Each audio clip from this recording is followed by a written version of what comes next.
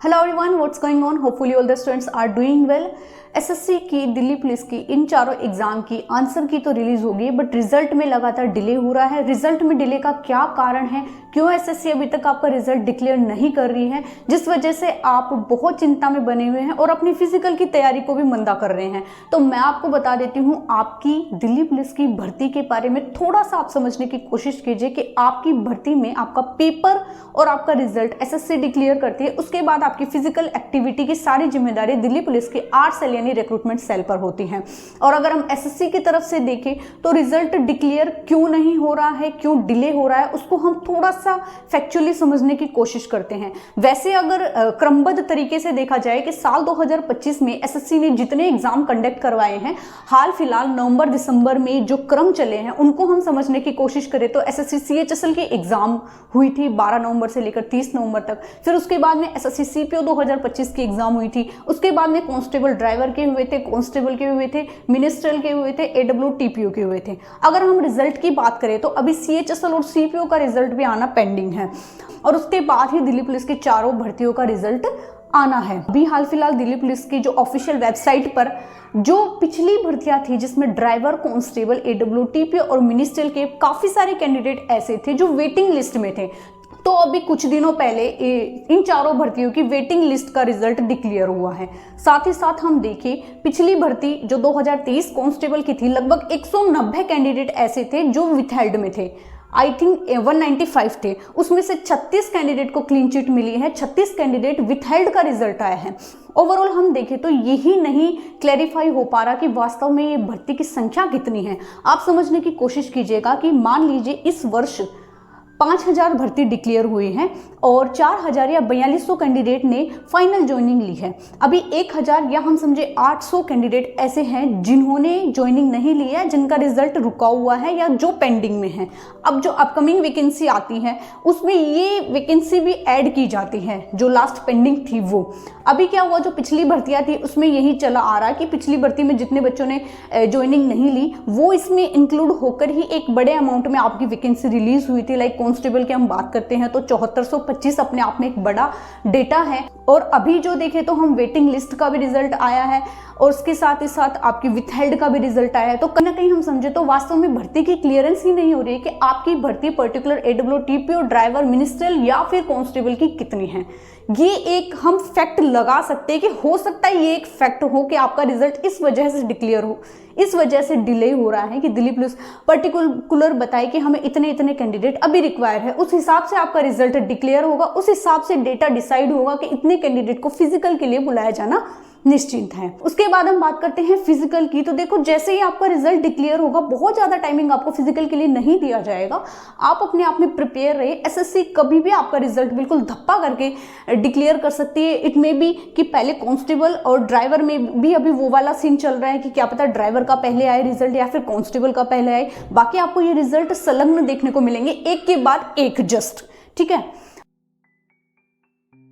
Hello everyone, जब से नया एग्जाम का पैटर्न आया है आप सभी के मन में लगातार सवाल है कि अब हम जीके को कैसे प्रिपेयर करें, क्योंकि बहुत सारे बच्चे इस नए पैटर्न पर एग्जाम उन्होंने दिया है और उन्होंने समझा भी है, एग्जाम का रिव्यू भी लिया है कि किस हिसाब से पेपर में ये क्वेश्चंस पुटअप करते हैं। जो नया पैटर्न है वो क्वेश्चन बहुत ज़्यादा टिपिकल नहीं पूछ रहा है, बट उनके क्वेश्चन पूछने का तरीका थोड़ा सा पेचीदा है, टाइम कंज्यूमिंग है, और वो हम तभी सॉल्व कर पाएंगे जब हमारा इन शॉर्ट बेसिक क्लियर हो।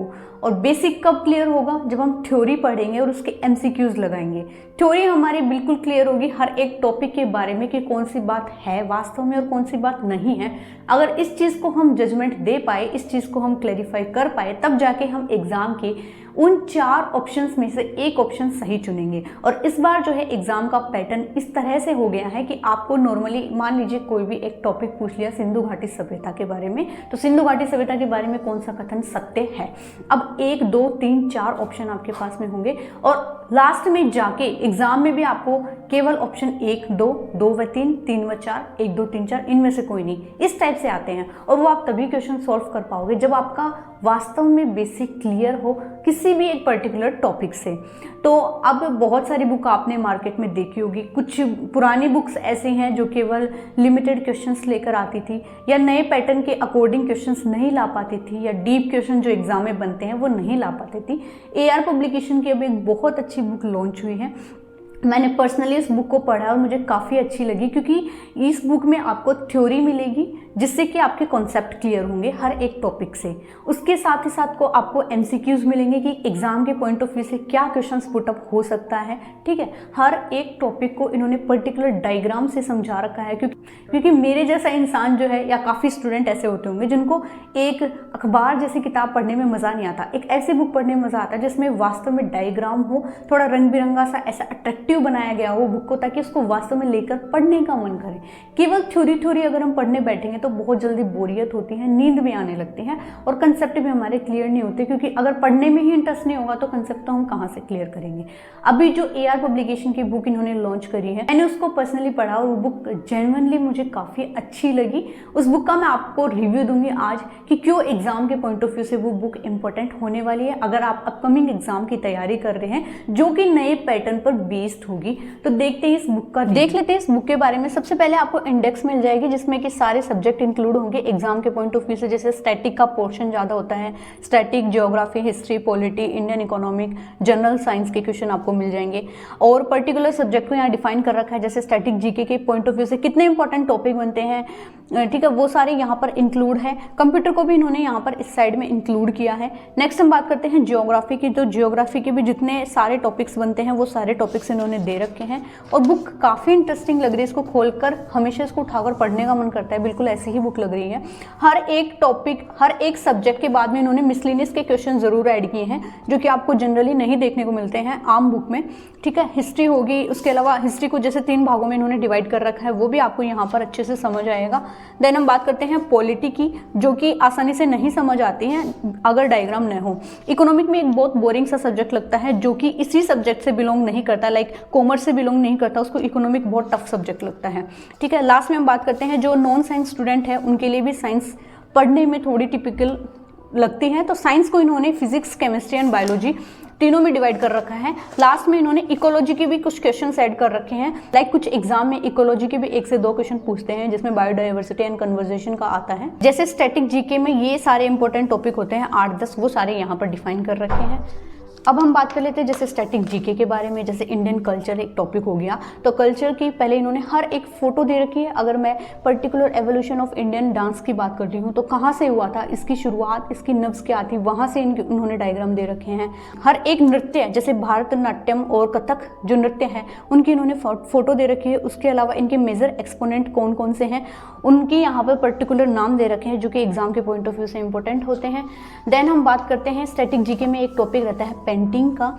तो पेंटिंग की जितनी भी इंपॉर्टेंट पेंटिंग होती हैं सबके यहाँ नाम है, जैसे वारली पेंटिंग होगी, आपकी पिथोरा होगी, पिछवाई पेंटिंग होगी, सारी पेंटिंग की एक एक यहाँ पर छोटी छोटी फोटो दे रखी है। उसके साथ ही साथ इनके इंपॉर्टेंट फीचर्स क्या होते हैं वो सारे इन्होंने एक्स्ट्रा एक्सप्लेन कर रखे हैं बहुत ही अच्छे से। देन हम बात करते हैं एक ऐसा सब्जेक्ट जो कि मुझे लगता है कि बिना एक्सप्लेन किए नहीं समझ आएगा, वो है यहाँ पर पॉलिटी। तो पॉलिटी आसानी से नहीं समझ आती अगर कोई ढंग से एक्सप्लेन नहीं करे तो, बट इस बुक में बहुत अच्छे से इस पॉलिटी का एक्सप्लेनेशन है। जैसे कि सुप्रीम कोर्ट ऑफ इंडिया एक टॉपिक है, तो जैसे सुप्रीम कोर्ट सबसे अपर हो गया, देन हाई कोर्ट होता है, उसके बाद सबऑर्डिनेट कोर्ट होते हैं, ऐसे डायग्राम के थ्रू समझाया गया ताकि बहुत आसानी लगे इस बुक को समझने में। ठीक है, ब्रांचेज ऑफ सुप्रीम कोर्ट कैसे कैसे होती हैं वो सारी इन्होंने अच्छे से एक्सप्लेन कर रखी है। तो मुझे लगता है कि ये बुक काफ़ी अच्छी है, अगर पढ़ने बैठे तो ये काफ़ी इंटरेस्टिंग लगती है। इसके अलावा हम एक बात कर लेते हैं सब्जेक्ट की साइंस। जो नॉन साइंस स्टूडेंट है उनके लिए भी साइंस बहुत टिपिकल लगती है। तो फिजिक्स, केमिस्ट्री एंड बायोलॉजी को इन्होंने अच्छे से एक्सप्लेन कर रखा है डायग्राम के माध्यम से। आजकल एग्जाम में बायोलॉजी के क्वेश्चंस ज़्यादा पूछते हैं, तो देखो इन्होंने हर एक टॉपिक को बहुत अच्छे से एक्सप्लेन कर रखा है। जैसे ह्यूमन स्केलेटन सिस्टम के बारे में बता रखा है कि कौन कौन सी हड्डी है, टिबुला कौन सी होती है, फिबुला कौन सी होती है, फीमर कौन सी होती है, ये आप अच्छे से इसमें समझ सकते हैं। एनिमल टिश्यू के बारे में समझा रखा है, वर्टिब्रेट्स के बारे में समझा रखा है जो विदाउट बैकबोन होते हैं। सारी जो एग्जाम में आता है ना, मानव जगत का वर्गीकरण और जंतु जगत का वर्गीकरण, पादप जगत का वर्गीकरण, वो सारी चीज़ें इन्होंने अच्छे से एक्सप्लेन कर रखी, कितने अच्छे से डायग्राम बना रखे हैं ताकि इसको पढ़ने का भी मन करे।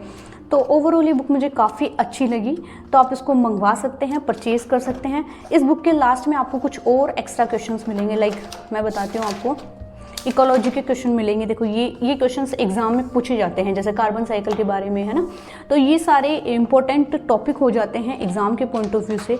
ओवरऑल देखें तो ये बुक मुझे काफ़ी अच्छी लगी, बहुत ही डायग्राम से अच्छे से इसको एक्सप्लेन कर रखा है।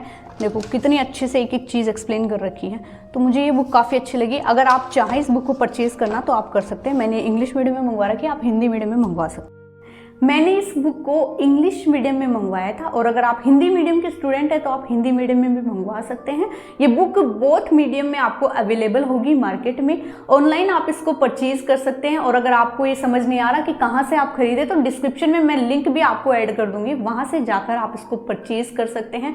और जब आप इसको खरीदेंगे और पढ़ेंगे तो आप मुझे ये ज़रूर बताना कि अब वास्तव में ये बुक एक जेन्युइन बुक है, और इसका कैसा रिव्यू है, पॉजिटिव है, नेगेटिव है, वो भी आप मुझे कमेंट सेक्शन में बताना। फिर मिलते हैं नेक्स्ट वीडियो में, तब तक के लिए जय हिंद।